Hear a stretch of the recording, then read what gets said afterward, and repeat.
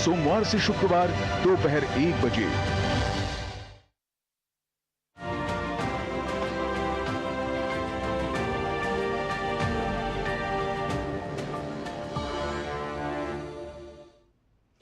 नमस्कार। 26 मई का दिन है बेहद खास, क्योंकि 2014 की 26 मई को पीएम मोदी ने पहली बार प्रधानमंत्री पद की शपथ ली थी और इसी का जिक्र किया प्रधानमंत्री ने खुद आज अपने गुजरात दौरे के दौरान और कहा कि बीते 11 वर्ष में देश ने बड़े फैसले लिए हैं। आज देश विकसित भारत की दिशा में तेजी से आगे बढ़ रहा है। मोदी ने वही किया है जिसके लिए देशवासियों ने मुझे प्रधान सेवक की जिम्मेदारी दी है। और गुजरात की धरती से ही पीएम ने पाकिस्तान को दिया कड़ा और बड़ा संदेश भी। आज हम इसी पर करेंगे चर्चा। मैं हूं रमा त्यागी, मेरे साथ जुड़ेंगे खास मेहमान भी।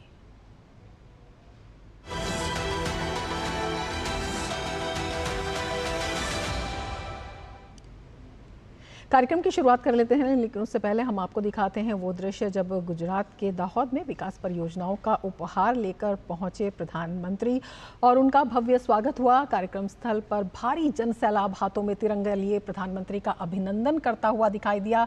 पीएम ने इन सभी का हाथ हिलाकर अभिवादन किया तो काफी जोश में वहां पर लोग और प्रधानमंत्री का भव्य तरीके से उन्होंने स्वागत किया। वहीं गुजरात के वडोदरा में भी प्रधानमंत्री का शानदार स्वागत हुआ। पीएम के स्वागत के लिए जन सैलाब उमड़ पड़ा। इस भव्य रोड शो में मोदी मोदी के नारे गूंज रहे थे और लोगों में जबरदस्त उत्साह दिखाई दिया और प्रधानमंत्री ने भी उसी उत्साह से लोगों के अभिवादन का जवाब दिया। प्रधानमंत्री नरेंद्र मोदी ने गुजरात के दाहोद में 24,000 करोड़ से अधिक की विकास परियोजनाओं का शुभारंभ और शिलान्यास किया। इनमें रेल परियोजनाओं के साथ साथ गुजरात सरकार की विभिन्न परियोजनाएं भी शामिल रहीं। प्रधानमंत्री ने वेरावल और अहमदाबाद के बीच वंदे भारत एक्सप्रेस और वलसाड और दाहोद स्टेशनों के बीच एक्सप्रेस ट्रेन को हरी झंडी दिखाई। प्रधानमंत्री ने अपने संबोधन में 2014 की 26 मई का जिक्र किया और बताया कि किस तरह से बीते 11 वर्ष में देश ने बड़े फैसले लिए हैं। आइए दिखाते हैं क्या कहा प्रधानमंत्री ने। इन वर्षों में देश ने वो फैसले लिए जो अकल्पनीय थे, अभूतपूर्व है। इन वर्षों में देश ने दशकों पुरानी बेड़ियों को तोड़ा है। देश हर सेक्टर में आगे बढ़ा है। आज देश निराशा के अंधकार से निकलकर विश्वास के उजाले में तिरंगा फहरा रहा है। और इसके बाद प्रधानमंत्री भुज गए और भुज में भी लोग उसी उत्साह के साथ नजर आए प्रधानमंत्री का स्वागत करते हुए। हाथ में तिरंगा थामे पूरी तरह से देश प्रेम में सराबोर नजर आया भुज। आतंकवादियों और पाकिस्तान की साजिशों का मुंहतोड़ जवाब देने और ऑपरेशन सिंदूर की सफलता के बाद पहली बार प्रधानमंत्री ने भुज की यात्रा की है। लोगों ने उत्साह के साथ प्रधानमंत्री का अभिनंदन किया। प्रधानमंत्री का काफिला जहां से भी गुजरा वहां तिरंगा थामे लोगों का हुजूम नजर आया। प्रधानमंत्री ने कहा, आतंकवाद के खिलाफ भारत की नीति जीरो टॉलरेंस की है। अगर भारतीयों का खून बहेगा तो उसका जवाब उसी भाषा में दिया जाएगा। उन्होंने कहा, पाकिस्तान के नौजवानों को सोचना होगा कि आतंकवाद के बदले उन्हें क्या मिल रहा है। मैं पाकिस्तान के बच्चों को कहना चाहता हूं, ये आपके हुक्मनारा, ये आपकी सेना आतंकवाद के साए में पल रही है। वो आपके जीवन में खतरे पैदा कर रही है, आपके भविष्य को नष्ट कर रही है, आपको अंधेरे में धकेल रही है। पाकिस्तान को आतंक की बीमारी से मुक्त करने के लिए पाकिस्तान के अवाम को आगे आना होगा, पाकिस्तान के नौजवानों को आगे आना होगा। सुख चैन की जिंदगी जियो, रोटी खाओ, वरना मेरी गोली तो है ही।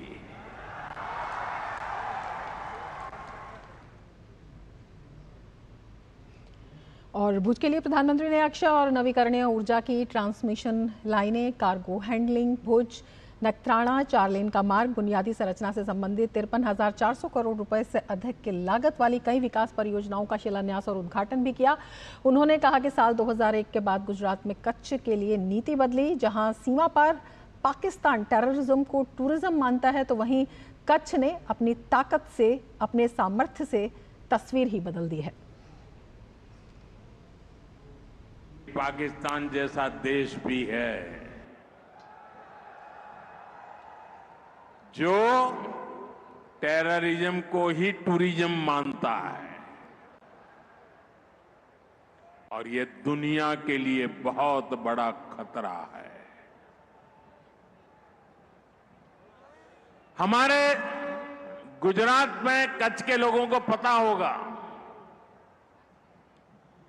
कि पहले गांधीनगर से कोई भी मंत्री, मुख्यमंत्री कच्छ आते थे 25-30 साल पहले, तो उनके भाषण में पाकिस्तान से शुरू होता था, पाकिस्तान पूरा होता था, और कच्छ वालों को बार बार याद कराते थे पाकिस्तान पाकिस्तान पाकिस्तान।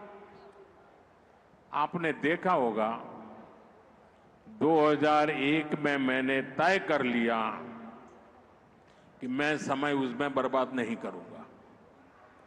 मैं कभी भी उस चीज के जिक्र ही नहीं करता था, मैं सिर्फ कच्छ की ताकत की बात करता था। बुला दिया था मैंने, और कच्छ के लोगों ने पूरे सामर्थ्य के साथ पाकिस्तान को भी ईर्ष्या हो जाए वैसा कच्छ बना दिया दोस्तों। तो पाकिस्तान को तो कच्छ की धरती से प्रधानमंत्री ने कड़ा संदेश दिया ही, राजनीतिक इच्छा शक्ति का भी जिक्र किया, जिसने अपनी सामर्थ्य से जो कच्छ है उसकी तस्वीर बदल दी। या वहाँ के बहुत सारे ऐसे इलाके हैं जो विकास के लिए तरस रहे थे, उन्हें एक अनुकरणीय स्थल बना दिया है। इसी पर हम चर्चा करेंगे। हमारे साथ 2 खास मेहमान जुड़े हुए हैं। अपने मेहमानों से मैं आपका परिचय करा देती हूँ। प्रोफेसर मनोज चौधरी जुड़े हुए हैं, वाइस चांसलर हैं गतिशक्ति विश्वविद्यालय के, और हमारे साथ हर्षवर्धन त्रिपाठी जी भी जुड़े हुए हैं, वरिष्ठ पत्रकार हैं। हर्षवर्धन जी, सबसे पहले आपके पास आना चाहेंगे और आपसे जानना चाहेंगे, और जो चर्चा की शुरुआत है, प्रधानमंत्री मोदी ने कच्छ की धरती से, भुज से जो अपने भाषण के अंत में कहा, अपने आप में वो काफ़ी बड़ा एक संकेत दिखाई देता है, जब उन्होंने ये कहा कि तुलना की पाकिस्तान से कि यहाँ पर हम टूरिज्म को प्राथमिकता देते हैं, लेकिन पाकिस्तान के लिए जो टेररिज्म है वही टूरिज्म है, और वहाँ की जनता जो है विश्लेषण करे कि उन्होंने पाया क्या। गवर्निंग काउंसिल की, उसमें प्रधानमंत्री ने एक बात कही कि हर राज्य को कम से कम एक इंटरनेशनल टूरिस्ट डेस्टिनेशन डेवलप करना चाहिए।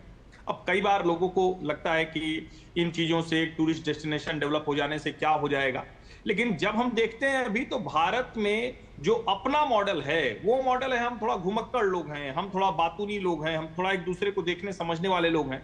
और भारत में तो जो आदि शंकर ने भी किया था वो धर्म के आधार पर था कि हमारे चारों तीर्थ हैं, हम हर जगह जाते हैं। मुझे लगता है कि अगर उस तरह से देखें तब समझ में आता है कि आत्मनिर्भर जो भारत की बात होती है, मेक इन इंडिया की जो बात होती है, हम कैसे एक दूसरे को इकोनॉमी में आगे बढ़ाने में कैसे मदद कर सकते हैं, उसका भी एक बड़ा उदाहरण है। जहां तक पाकिस्तान की बात है तो देखिए, जब आप जाएंगे वहां तो आपको वो इंडिया ब्रिज दिखता है, जब आप काला डूंगर पहाड़ी के पास से देखते हैं तो वहां से दिखता है, वो नजर आता है कि आगे पाकिस्तान है। पाकिस्तान हमारे सामने कभी किसी हैसियत में नहीं था। दुर्भाग्य से हमारे देश के राजनेताओं ने उसको पैरेलल लाकर खड़ा कर। अभी जो हरकत की पाकिस्तान ने आतंकवादियों के जरिए, जो हमारे 26-27 लोगों को धर्म पूछकर मारा गया, उसका जवाब हमारी सेनाओं ने दे दिया। फिर से हमने बता दिया कि उनकी औकात क्या है, उनकी हैसियत क्या है। लेकिन भारत के लोगों को, जो यहां बैठे हुए लोग हैं, उनको यह समझना पड़ेगा कि अपना नैरेटिव मजबूत करने के लिए, भारत का नैरेटिव मजबूत करने के लिए वो हमें क्या करना है। जब उसमें कई तरह के सवाल खड़े किए जाते हैं तो वो थोड़ी मुश्किल भी होती है। बिल्कुल हर्षवर्धन जी, इसीलिए प्रधानमंत्री ने ये भी कहा कि जो 2001 था उसके पहले की अगर हम बात करते हैं तो जो मंत्री जाते थे, जो नेता जाते थे, पाकिस्तान से बात शुरू होती थी और पाकिस्तान पर ही उनकी जो कहानी है उसका अंत होता था। लेकिन 2001 में मैंने इस बात को महसूस किया, समझा और फिर तय भी किया कि अब ये नहीं होगा, अब जो है तस्वीर बदल जाएगी। और वही बदली हुई तस्वीर एक जो कड़ी राजनीतिक इच्छा शक्ति होती है उसको दिखाता है। नहीं, निश्चित तौर पर, और मैं बिना किसी संकोच के कह सकता हूं कि प्रधानमंत्री नरेंद्र मोदी ने मुख्यमंत्री के तौर पर जो किया, अब आप उसे प्रधानमंत्री के तौर पर करते हुए देखें। जब हम पहले कहते थे कि मेक इन इंडिया भी कोई हो जाएगा, तो जिस देश में राइफल से लेकर जितनी बड़ी चीजें हैं, आयुध हैं, उसके लिए हमें दुनिया के दूसरे देशों का मुंह देखना पड़ता। और जरा आप सोचिए, जिस तरह का इक्विलिब्रियम है, जिस तरह का संतुलन दुनिया में है जियोपॉलिटिकल सिनेरियो में, उसमें अगर हमारे पास आज अगर अपने आयुध नहीं होते, अपना सुदर्शन चक्र नहीं होता, अपना सुरक्षा चक्र नहीं होता, अपना ब्रह्मोस नहीं होता, अपना आकाश तीर नहीं होता, अपने अलग अलग तरह के उपकरण नहीं होते, तो हमारे लिए मुश्किलें बढ़ जाती। तब हम शायद दबाव में आते। आज जिस प्रिसीशन के साथ जो हमने स्ट्राइक किया वो इसका एक बड़ा उदाहरण है। और देखिए, ऑपरेशन सिंदूर एक तरह से नहीं देखा जाना चाहिए, सिर्फ ये सेना की ताकत, भारत की ताकत एक युद्ध के दौर, उसमें देखिए पूरे भारत की सभी क्षेत्रों की ताकत का ये बड़ा प्रमाण है, बड़ा उदाहरण है। दूसरा, जब हम कहते हैं कि इकोनॉमिकली हम कहां खड़े हैं, अभी नीति आयोग की बैठक में बीवीआर सुब्रमण्यम ने, जो सीईओ हैं, उन्होंने बताया हम 4 लाख करोड़ डॉलर की इकोनॉमी हो गए। इसको यूं भी समझना चाहिए कि हम 80 के दशक में हम और चीन एक बराबर है। हमारे देश की सरकारों ने दुनिया का मैन्युफैक्चरिंग हब बनने के लिए जो करना चाहिए था नहीं किया। हमारे पास जो पोटेंशियल था हमारे बाजार को दूसरों के लिए दे दिया। जो डब्ल्यूटीओ में समझौता करने के बाद, हस्ताक्षर करने के बाद वो बाजार खुल गया। लेकिन हमें जो लीवरेज लेना चाहिए था, हमारा जो पोटेंशियल था, और चूंकि संयोगवश मनोज जी भी इसमें जुड़े हुए हैं, अब सोचिए गति शक्ति विश्वविद्यालय, अब अपने आप में इस देश में क्या हम ये नहीं मानते हैं कि हमारा जो मोड ऑफ ट्रांसपोर्ट है, मोड ऑफ कम्युनिकेशन है, मोड ऑफ मतलब किसी भी चीज में जिसमें इतना बड़ा देश हो, उसमें इसको लेकर कोई सोच ना हो। अटल बिहारी वाजपेयी ने पहली बार स्वर्णिम चतुर्भुज योजना, जो जीटी रोड के बाद की एक बड़ी योजना बनी, और आज प्रधानमंत्री Narendra Modi multi modal transport hub की बात करते हैं। उसके लिए पढ़ाई की बात, उसके लिए स्किल की बात, उसको जमीन पर उतारने की बात। मुझे लगता है ये एक बड़े मॉडल के तौर पर जमीन पर उतरता हुआ दिख रहा है, और देश के लोगों को भी ये बहुत साफ साफ नजर आ रहा है कि कैसे नैरेटिव बदलता है, कैसे एक देश अपनी ताकत पहुंचाता है, और उस डिसाइसिव लीडरशिप के जो निर्णय है उसके आधार पर देश कैसे आगे बढ़ता है। बिल्कुल मनोज जी, आपके पास आना चाहेंगे और आपसे समझना चाहेंगे, प्रधानमंत्री ने तमाम जो परियोजनाएं हैं उनका जिक्र तो किया ही, गति शक्ति विश्वविद्यालय का भी उन्होंने अपने संबोधन में जिक्र किया। अपने आप में जिस तरह से हम कह रहे हैं कि जो तस्वीर बदली है और उसके लिए जो राजनीतिक इच्छा शक्ति है उसका एक बड़ा योगदान है, जो नीति है जो बदली है और जिस तरह का एक विजन रहा है उसका एक बड़ा योगदान है। किस तरह से देखते हैं तमाम बदलाव को? भुज के बाद जिस तरह की स्थिति थी उसमें कभी किसी ने सोचा था कि इतना जीवंत हो उठेगा भुज, और जिस तरह से जो तमाम आदिवासी इलाके भी हैं उनका भी कायाकल्प वहां पर हो रहा है, किस तरह का एक सकारात्मक असर और किस तरह का एक जिसे कह सकते हैं कि एक मॉडल के रूप में गुजरात सामने आ रहा है?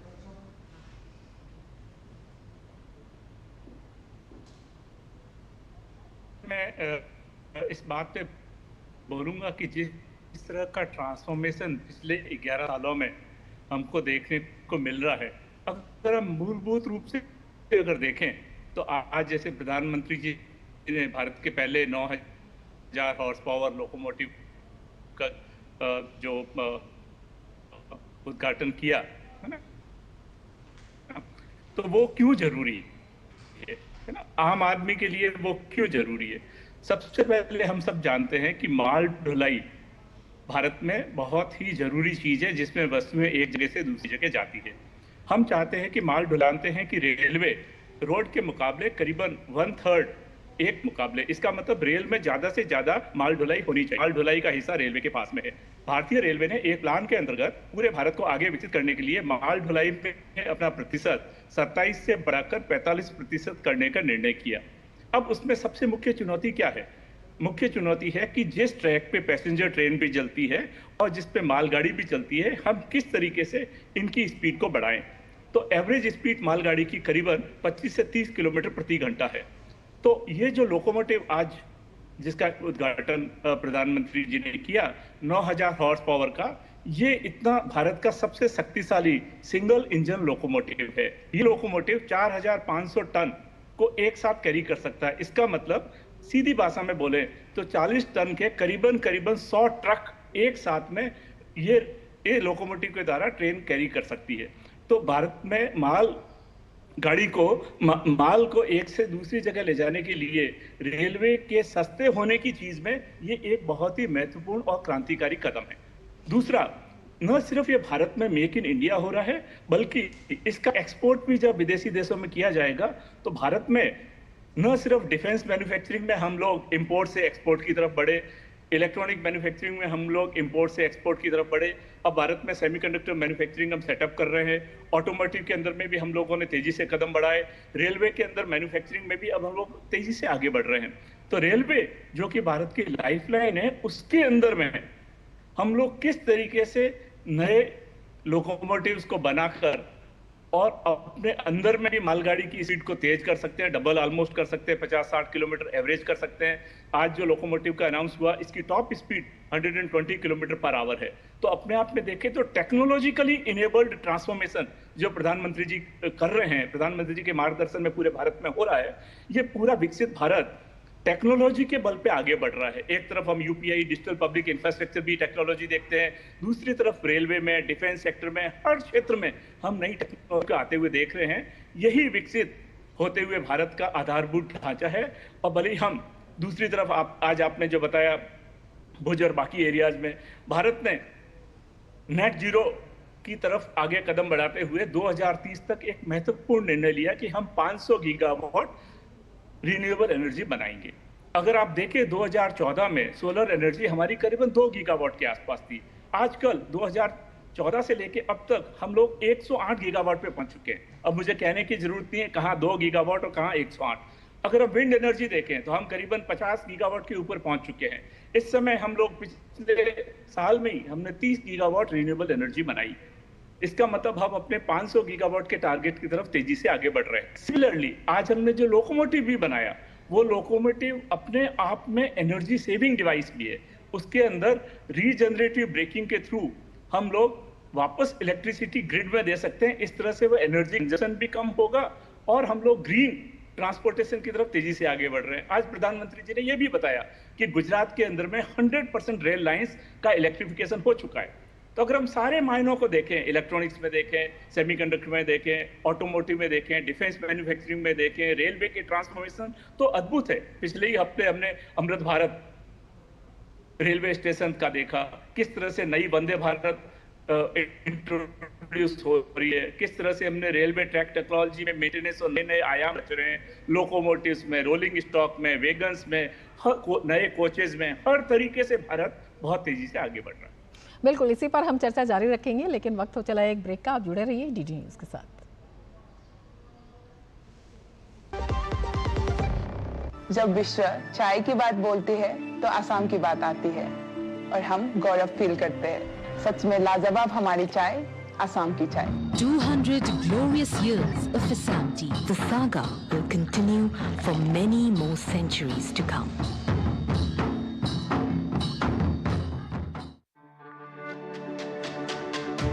मेरी पसंद, मेरी पसंद, मेरी पसंद, मेरी पसंद, हमारी पसंद, हम सबकी पसंद। मजबूत देश का मजबूत सरिया हो गया स्टील। ब्रेक के बाद फिर से आपका स्वागत है हमारे खास कार्यक्रम में। दो खास हमारे साथ मेहमान बने हुए हैं। हर्षवर्धन त्रिपाठी जी, आपसे समझना चाहेंगे, चाहे इलेक्ट्रिक लोकोमोटिव की बात हो, चाहे ग्रीन एनर्जी हब बनाने की बात हो, कच्छ जैसे इलाके में अपने आप में जो है एक बड़ा संदेश भी है। और प्रधानमंत्री जब ये कहते हैं कि पाकिस्तान देखे, भारत ने जब विकास को प्राथमिकता दी है तो विकास के पायदान में अगर हम दुनिया की अर्थव्यवस्थाएं देखते हैं तो हम एक पायदान और ऊपर चढ़ गए हैं। और पाकिस्तान का आज क्या हाल है, तो अपने आप में ये जो तुलना है ये कितनी अहम हो जाती है? नहीं, मुझे लगता है ये तुलना हम लोगों को करनी ही नहीं चाहिए, वो कहीं है नहीं। पाकिस्तान का नाम भी हम लोगों को नहीं लेना चाहिए। जो नरेंद्र मोदी ने मुख्यमंत्री के तौर पर किया, हम लोगों को स्वभावतः अभ्यास में डाल लेना चाहिए। मैं एक बात, क्योंकि हम लोग चूंकि भुज के इर्द गिर्द और गुजरात के इर्द गिर्द सारी बात कर रहे हैं, दाहोद में जो रेल इंजन बना है 9000, एक तरह से कहें सबसे पावरफुल है अभी तक का। लेकिन मैं थोड़ा सा प्रधानमंत्री नरेंद्र मोदी के संसदीय क्षेत्र काशी की बात करता हूं। वहां डीजल रेल कारखाना है जो बरेका कहा जाता है। पहले डिरेका था, बरेका हो गया, बनारस रेल कारखाना हो गया। मैं गया चुनाव के दौरान, तो मुझे पता चला, अक्सर मैं देखता था, तो चूंकि डिबेट में कोई भी आ जाता था और कहता था कि देखिए अब तो डीजल रेल इंजन बंद हो गए, तो वो ये नहीं बताते थे कि देश में इलेक्ट्रिफिकेशन ऐसा हो गया, पटरी पर, रेलवे लाइन पर वो बिजली के तार आ गए हैं, अब कोयले से नहीं चल रहा है, डीजल से नहीं चल रहा है। तो फिर उसका दूसरा पहलू नहीं बताते थे। वहां जाकर मुझे दूसरा पहलू पता चला कि भारत दुनिया के ऐसे इंजन बना रहा है और उसमें जो बनारस का रेल कारखाना है उसकी भूमिका बहुत बड़ी है। यानी हमने जो अपग्रेडेशन किया है समय के साथ और तकनीक के साथ, वो मुझे लगता है कि पिछले 10 वर्षों में कमाल का हुआ है। और मैं बार बार कहता हूं, ऐसी बहस में, ऐसी चर्चा में जब मैं कहीं जाता हूं तो भी यही कहता हूं कि आप जरा अपने आसपास देखिए कि आप जिन रूट्स पर, जिन रेल मार्ग से यात्राएं करते थे, वहां किस तरह का बदलाव हुआ, आपके रेलवे स्टेशन किस तरह से बदल गए, आपके ट्रैक कैसे बदले। ये वंदे भारत 100 से ज्यादा चल रही है, ये महत्वपूर्ण नहीं है। इससे महत्वपूर्ण ये है कि वंदे भारत 100 से ज्यादा 130 किलोमीटर से ऊपर की रफ्तार पर नियमित चलने की स्थिति में है, क्योंकि राजधानी शताब्दी भी चल सकती थी, लेकिन आपके ट्रैक नहीं बदले गए, उसका अपग्रेडेशन नहीं हुआ। मुझे लगता है कि अपग्रेडेशन जो टेक्नोलॉजी और टाइम के साथ हुआ है वो कमाल का है, ये पूरे देश में हुआ। और मैं बार बार कहता हूं कि उसको आप अपने आसपास से देखिए। हम कह रहे हैं या टीवी पर कोई बहस हो रही, इसकी वजह से मत मानिए, आपके आसपास किस तरह का बदलाव हुआ है उसके हिसाब से तय कीजिए। बिल्कुल, आपके पास आना चाहेंगे सर। मनोज जी, आपसे जानना चाहेंगे, जिस तरह के कमाल की बात हर्षवर्धन जी कर रहे हैं, वो तमाम जो पिछड़े इलाके पहले कहे जाते थे, आदिवासी इलाके वहाँ पर थे, जो कमज़ोर इलाके थे, तो वही जो तस्वीर बदली है, वही जो लोगों में सामर्थ्य आया है और वही जो कनेक्टिविटी से उसका पूरा असर हुआ है, वो अपने आप में कितना निर्णायक वहाँ पर साबित हुआ है? जब हम अपने सुदूर और ग्रामीण क्षेत्रों को अपने कनेक्टिविटी से जोड़ते हैं, तो ये सिर्फ आने जाने का साधन नहीं है। हम उन सबको, रेलवे सिर्फ आने जाने का साधन नहीं, रेलवे भारत के अर्थतंत्र की, अर्थव्यवस्था की एक नींव है। उस लोकल अर्थव्यवस्था जो गांव में होती है, जो आदिवासी क्षेत्रों में होती है, जहां लोग एक से दूसरी जगह जाके आसपास अपना व्यापार कर सकते हैं, तो अगर हम उन दूर दूर क्षेत्रों में, जैसे दाहोद में देखें, अगर दाहोद में ये manufacturing, locomotive manufacturing unit setup हुई, इसमें 10,000 डायरेक्ट और इनडायरेक्ट जॉब क्रिएट होंगे। ये न सिर्फ भारत के अंदर मेक इन इंडिया, इसके अलावा हम मेक फॉर द वर्ल्ड भी करेंगे। तो इस तरह से अगर देखें तो पूरे क्षेत्र का, जिस तरह से इकोनॉमिक कॉरिडोर भी भारतीय रेल में बनाए गए, इकोनॉमिक कॉरिडोर का मतलब रेल उस जगह से गुजारो जहां इकोनॉमिक संभावनाएं हो, जहां एनर्जी हो, जहां मिनरल्स हो, जहां सीमेंट हो। तो इस तरीके एक स्ट्रेटेजी बना के, अगर पीएम गति शक्ति प्लान को भी देखें तो वो भी अपने आप में सिनर्जी बना के किस तरह से आपस में सामंजस्य बना के करें। जैसा कि प्रधानमंत्री जी ने आज गति शक्ति विश्वविद्यालय का जिक्र भी किया। 3 साल पहले तक जब भारत की संसद ने प्रधानमंत्री जी के नेतृत्व में यह विजन से यूनिवर्सिटी बनाया, जब हमें पता है कि भारत विश्व का चौथा सबसे बड़ा रेलवे नेटवर्क है, भारत के अंदर में 35 किलोमीटर प्रतिदिन के हिसाब से हाईवेज बन रहे हैं, भारत के नंबर ऑफ एयरपोर्ट पिछले 10 साल में डबल हो गए, तो ये परिकल्पना आजादी के इतने सालों बाद तक क्यों नहीं की गई कि भारत के अंदर में भी एक ट्रांसपोर्टेशन एंड लॉजिस्टिक्स का यूनिवर्सिटी होना चाहिए, जो कि प्रधानमंत्री श्री नरेंद्र मोदी जी के कार्यकाल में इसको इनिशिएट किया गया।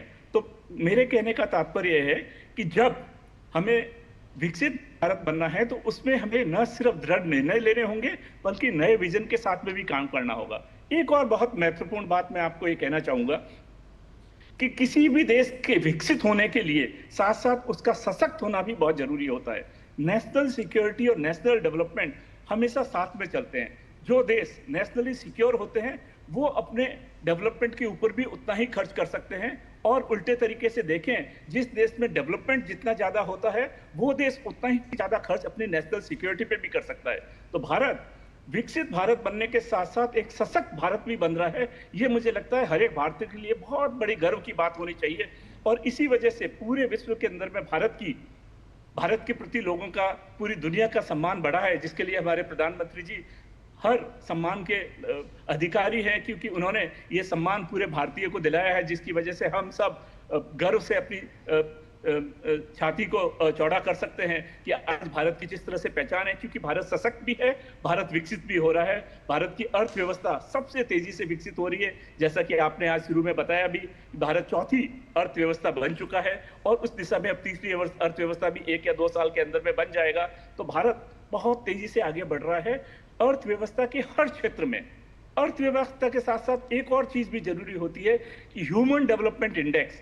तो भारत में जो इकोनॉमिक ग्रोथ के साथ में हमारे गरीब तबके का, हमारे युवा तबके का, हमारे नारी तबके का, हमारे किसान तबके का जिस तरह से सरकार ध्यान रख रही है, सोशल इंक्लूसिविटी के भारत की ये जो ग्रोथ हुई है, बिल्कुल बेहद अहम बात आप कह रहे हैं। छोटा सा रिएक्शन त्रिपाठी जी आपसे भी ले लेते हैं। जिस तरह से जो सशक्तिकरण की बात कर रहे हैं और ह्यूमन इंडेक्स की बात कर रहे हैं, मनोज जी उसी में आपसे लेना चाहेंगे। प्रधानमंत्री ने आज कहा कि जो यहाँ से एक एक पुर्जा जाएगा उस पर जो यहाँ के इलाके हैं उनका नाम लिखा होगा। ये अपने आप में सशक्तिकरण की कितनी बड़ी तस्वीर है जब हम वैश्विक पटल पर एक बड़ी पहचान की बात कहते हैं और जो बनाने वाले लोग हैं उनके स्वाभिमान की और उनके भी आत्मविश्वास की बात कहते हैं। देखिए, निश्चित तौर पर ये बहुत बड़ी चीज होती है। इसको आप यूं समझिए कि जब चीन ने तय करके दुनिया भर में एक सप्लाई चेन के जरिए मैन्युफैक्चरिंग हब बन के मेड इन चाइना को ब्रांड बनाया, तो हम लोगों को भी कहीं न कहीं लगता तो था ही, अभी भी लगता है कि देखिए क्या हाल है, हम कुछ भी करते हैं तो मेड इन चाइना दिखता है।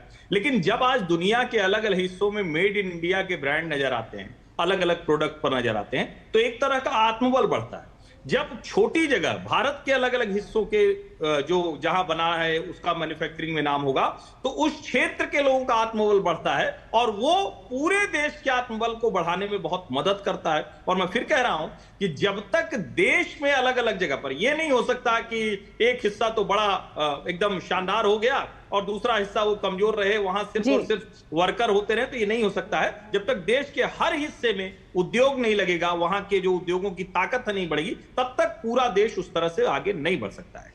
बिल्कुल, तो तमाम क्षेत्रों में जो है भारत की पहचान जो है विश्व पटल पर हो रही है और इसके लिए बड़ी राजनीतिक इच्छा शक्ति, बड़ा विजन जो है वो दिखाई देता है, क्योंकि ये नया भारत है, आत्मनिर्भर भारत है और शक्ति संपन्न भारत भी है। बहुत शुक्रिया हर्षवर्धन जी, बहुत शुक्रिया मनोज जी हमारे साथ इस प्रोग्राम में शामिल होने के लिए और इतने महत्वपूर्ण विचार हमारे साथ साझा करने के लिए। इसके साथ ही चर्चा में फिलहाल इतना ही, दीजिए इजाजत, नमस्कार।